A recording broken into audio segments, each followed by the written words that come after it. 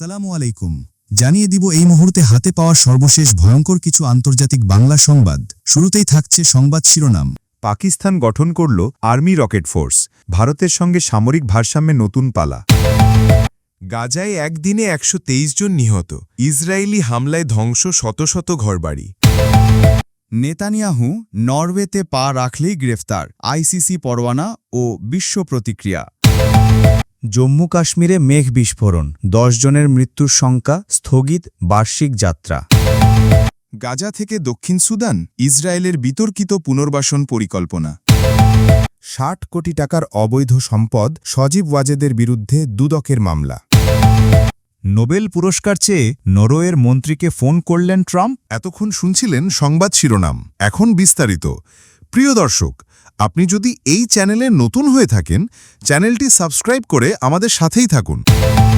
পাকিস্তান গঠন করল army rocket force, ভারতের সঙ্গে সামরিক ভারসাম্যে নতুন পালা। পাকিস্তান ক্ষেপণাস্ত্র যুদ্ধের জন্য একটি নতুন সামরিক ইউনিট গঠনের ঘোষণা দিয়েছে, আর্মি রকেট ফোর্স।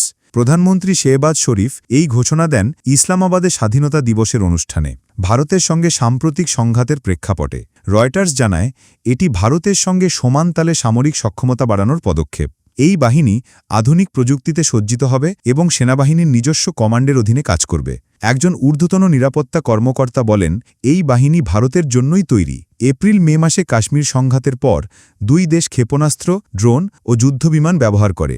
মার্কিন প্রেসিডেন্ট ট্রাম্পের মধ্যস্থতায় যুদ্ধবিরতি হলেও উত্তেজনা এখনও বিদ্যমান। বিশ্লেষকরা বলছেন, পাকিস্তানের এই পদক্ষেপ দক্ষিণ এশিয়ার সামরিক ভারসাম্যে বড় পরিবর্তন আনবে। গাজায় একদিনে ১২৩ জন নিহত, ইসরায়েলি হামলায় ধ্বংস শত শত ঘরবাড়ি। অবরুদ্ধ গাজা উপত্যকায় একদিনে ১২৩ জন ফিলিস্তিনিকে হত্যা করেছে ইসরায়েলি বাহিনী। গাজার স্বাস্থ্য মন্ত্রণালয়ে জানায়, বিমান ও ট্যাঙ্ক হামলায় শত শত ঘরবাড়ি ধ্বংস হয়েছে। ইসরায়েলি প্রধানমন্ত্রী নেতানিয়াহু বলেছেন, তাদের তাড়ানো হচ্ছে না, বেরিয়ে যেতে দেওয়া হচ্ছে। বিশ্বনেতারা এই বক্তব্যকে নাকবার পুনরাবৃত্তি বলে অভিহিত করেছেন। জেইতুন ও সেজাইয়া এলাকায় ৩ শতাধিক বাড়ি ধ্বংস হয়েছে। আল আহালি হাসপাতাল জানায়, একটি বাড়িতে বিমান হামলায় ১২ জন নিহত হয়েছেন। ত্রাণকেন্দ্রে গুলিতে নিহত হয়েছেন ৯ জন। অন্যদিকে অনাহার ও অপুষ্টিতে মারা গেছে আরও ৮ জন, যাদের মধ্যে ৩ জন শিশু। গাজা স্বাস্থ্য মন্ত্রণালয়ের তথ্য অনুযায়ী যুদ্ধ শুরু হবার পর থেকে মৃতের সংখ্যা ৬১,০০০ ছাড়িয়েছে।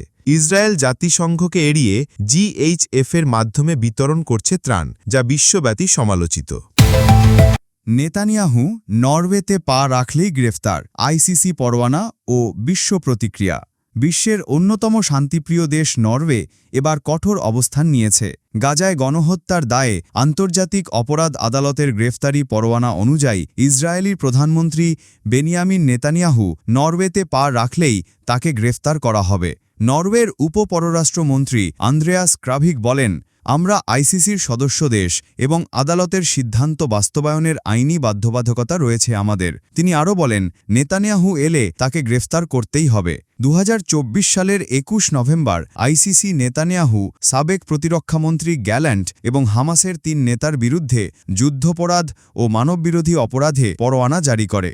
নরওয়ের পররাষ্ট্রমন্ত্রী এসপেন বার্থএইডে বলেন, গুরুতর অপরাধের ক্ষেত্রে জবাবদিহি নিশ্চিতে আইসিসি গুরুত্বপূর্ণ ভূমিকা রাখে। নরওয়ের পাশাপাশি Austria, Canada, Ireland, Netherlands, Sweden, Switzerland, Lithuania, Jordan ও বেলজিয়ামও এই পরোয়ানা বাস্তবায়নের অঙ্গীকার করেছে। অন্যদিকে যুক্তরাষ্ট্র এই রায়ের নিন্দা জানিয়েছে এবং আদালতের বিরুদ্ধে নিষেধাজ্ঞা আরোপ করেছে। নেতানিয়াহু নিজে এই রায়কে ইহুদি বিদ্বেষী বলে অভিহিত করেছেন। জম্মু কাশ্মীরে মেঘ বিস্ফোরণ, ১০ জনের মৃত্যুর সংখ্যা, স্থগিত বার্ষিক যাত্রা। ভারত নিয়ন্ত্রিত জম্মু ও কাশ্মীরে ভয়াবহ মেঘ বিস্ফোরণের ঘটনায় অন্তত ১০ জনের মৃত্যুর শঙ্কা করা হচ্ছে। বৃহস্পতিবার ৪০টি গ্রামে আকস্মিক বন্যা সৃষ্টি হয়, যা মাছাইল মাতা তীর্থযাত্রার পথে অবস্থিত। স্থানীয় প্রশাসন জানায়, ৪০টি হল শেষ মোটরচালিত গ্রাম, যেখান থেকে বার্ষিক তীর্থযাত্রা শুরু হয়। এই দুর্গম এলাকায় হঠাৎ মেঘ জমে ব্যাপক বৃষ্টিপাত হয়, যাকে বলা হয় ক্লাউড ব্রাস্ট অর্থাৎ মেঘ বিস্ফোরণ। উদ্ধারকর্মীরা দ্রুত ঘটনাস্থলে পৌঁছায়। এনডিআরএফ, এসডিআরএফ, সেনাবাহিনী ও পুলিশ যৌথভাবে উদ্ধার অভিযান চালাচ্ছে। লেফটেন্যান্ট গভর্নর মনোজ সিনহা বলেন, দ্রুত উদ্ধার ও সহায়তা নিশ্চিত করতে সব সংস্থাকে নির্দেশ দেওয়া হয়েছে। এই ঘটনায় মাছাইল মাতা যাত্রা স্থগিত করা হয়েছে। প্রতি বছর হাজারো তীর্থযাত্রী এই পথে যাত্রা করেন, কিন্তু এবারের দুর্যোগে পুরো অঞ্চল বিপর্যস্ত। গাজা থেকে দক্ষিণ সুদান, ইসরায়েলের বিতর্কিত পুনর্বাসন পরিকল্পনা। গাজা উপত্যকা, যেখানে ২২ মাসের টানা সামরিক অভিযানে ধ্বংসস্তূপে পরিণত হয়েছে পুরো অঞ্চল, এখন ইসরায়েল চাইছে ফিলিস্তিনিদের বিশ্বের সবচেয়ে দরিদ্র দেশ দক্ষিণ সুদানে পাঠাতে। অ্যাসোসিয়েটেড প্রেস জানায়, ইসরায়েল ইতোমধ্যে দক্ষিণ সুদানের সঙ্গে আলোচনা শুরু করেছে। প্রধানমন্ত্রী নেতানিয়াহু এই পরিকল্পনাকে বলছেন স্বেচ্ছা অভিবাসন, তবে মানবাধিকার সংস্থাগুলো বলছে এটি আসলে জোরপূর্বক উচ্ছেদ, আন্তর্জাতিক আইন লঙ্ঘনের শামিল। নেতানিয়াহু বলেন, যুদ্ধের নিয়ম অনুযায়ী জনগণকে এলাকা ছাড়তে দেওয়া উচিত, তারপর সেখানে থাকা শত্রুর বিরুদ্ধে সর্বশক্তি প্রয়োগ করতে হবে। এই পরিকল্পনার পেছনে রয়েছে ট্রাম্পের রিভিয়েরা পরিকল্পনা, যেখানে গাজাকে পুনর্গঠন করে বিলাসবহুল পর্যটন কেন্দ্র বানানোর কথা বলা হয়েছে। দক্ষিণ সুদান যেবি নিজেই যুদ্ধ ও দুর্ভিক্ষে জর্জরিত, সেখানে ফিলিস্তিনিদের পাঠানো হলে মানবিক সংকট আরও বাড়বে বলে আশঙ্কা করছেন বিশ্লেষকরা। দক্ষিণ সুদানের এক নাগরিক সংগঠনের নেতা বলেন, আমাদের দেশ যেন কোনো ডাম্পিং গ্রাউন্ড না হয়। মানবিক সংকটকে রাজনৈতিক দরকষাকষির হাতিয়ার বানানো উচিত নয়। মার্কিন পররাষ্ট্র দপ্তর বলছে, তারা ব্যক্তিগত কূটনৈতিক আলোচনার বিষয়ে মন্তব্য করে না, তবে দক্ষিণ সুদান চায় ট্রাম্প প্রশাসন তাদের ওপর থাকা ভ্রমণ নিষেধাজ্ঞা তুলে নিক। এই পরিকল্পনা বাস্তবায়িত হলে মানুষকে এক যুদ্ধবিধ্বস্ত অঞ্চল থেকে অন্য একটি দুর্যোগপূর্ণ অঞ্চলে পাঠানো হবে। এটি শুধু মানবাধিকার নয়, মানবতার প্রশ্ন। ৬০ কোটি টাকার অবৈধ সম্পদ, সজীব ওয়াজেদের বিরুদ্ধে দুদকের মামলা। বাংলাদেশের দুর্নীতির বিরুদ্ধে বড় পদক্ষেপ। প্রায় ৬০ কোটি টাকার অবৈধ সম্পদ ও অর্থ পাচারের অভিযোগে সাবেক প্রধানমন্ত্রীর তথ্য প্রযুক্তি উপদেষ্টা সজীব ওয়াজেদের বিরুদ্ধে মামলা করেছে দুর্নীতি দমন কমিশন বা দুদক। আজ বৃহস্পতিবার রাজধানীর সেগুনবাগিচায় দুদকের প্রধান কার্যালয়ে সংস্থাটির মহাপরিচালক মোহাম্মদ আক্তার হোসেন সংবাদ সম্মেলনে বিষয়টি নিশ্চিত করেন। দুদকের অনুসন্ধানে দেখা গেছে, ২০০০ থেকে ২০২৫ সাল পর্যন্ত সজীব ওয়াজেদ অর্জন করেছেন মোট ৬১ কোটি ১৮ লাখ টাকার সম্পদ। এর মধ্যে ৫৪ কোটি ৩৯ লাখ টাকার অস্থাবর সম্পদ এবং ৬ কোটি ৭৮ লাখ টাকার স্থাবর সম্পদ। তবে তার বৈধ আয় মাত্র ১ কোটি ৩২ লাখ টাকা। ফলে অবৈধ সম্পদের পরিমাণ ৬০ কোটি ১৪ লাখ টাকা।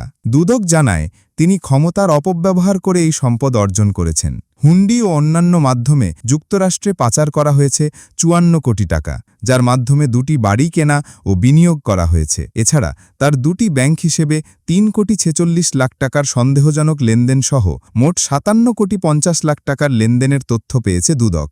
এই অভিযোগের ভিত্তিতে মামলা হয়েছে দুর্নীতি দমন কমিশন আইন ২০০৪, মানি লন্ডারিং প্রতিরোধ আইন ২০১২ এবং দুর্নীতি প্রতিরোধ আইন ১৯৪৭-এর অধীনে।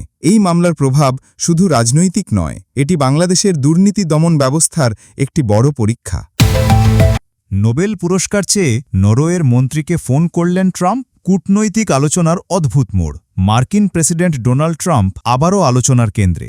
গত মাসে তিনি নরওয়ের অর্থমন্ত্রীকে ফোন করেছিলেন শুল্ক নিয়ে আলোচনা করতে, কিন্তু সেই ফোনালাপে উঠে আসে এক অপ্রত্যাশিত অনুরোধ: নোবেল শান্তি পুরস্কার।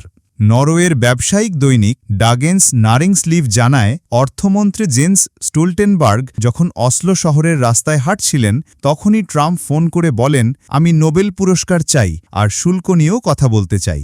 এই ফোনালাপের বিষয়ে নরওয়ের সরকার, হোয়াইট হাউস এবং নোবেল কমিটি কোনো মন্তব্য করেনি। তবে সূত্র জানায়, এটি প্রথমবার নয়। ট্রাম্প এর আগেও নোবেল প্রসঙ্গ তুলেছেন। ট্রাম্প দাবি করেন, তিনি শান্তি প্রতিষ্ঠায় ভূমিকা রেখেছেন কম্বোডিয়া, থাইল্যান্ড, পাকিস্তান, ভারত এবং ইসরায়েল আরব রাষ্ট্রগুলোর মধ্যে। কম্বোডিয়া, পাকিস্তান এবং ইসরায়েল ইতিমধ্যেই তার নাম সুপারিশ করেছে। নরওয়ের প্রধানমন্ত্রী জোনাস স্টোয়ের বলেন, ফোনালাপটি মূলত অর্থনৈতিক সহযোগিতা এবং শুল্ক নিয়েছিল। নোবেল প্রসঙ্গে তিনি মন্তব্য করতে রাজি হননি। বিশ্লেষকরা বলছেন, ট্রাম্পের এই পদক্ষেপ কূটনৈতিক চাপের অংশ, যেখানে পুরস্কার চাওয়া হয়ে উঠেছে রাজনৈতিক কৌশল।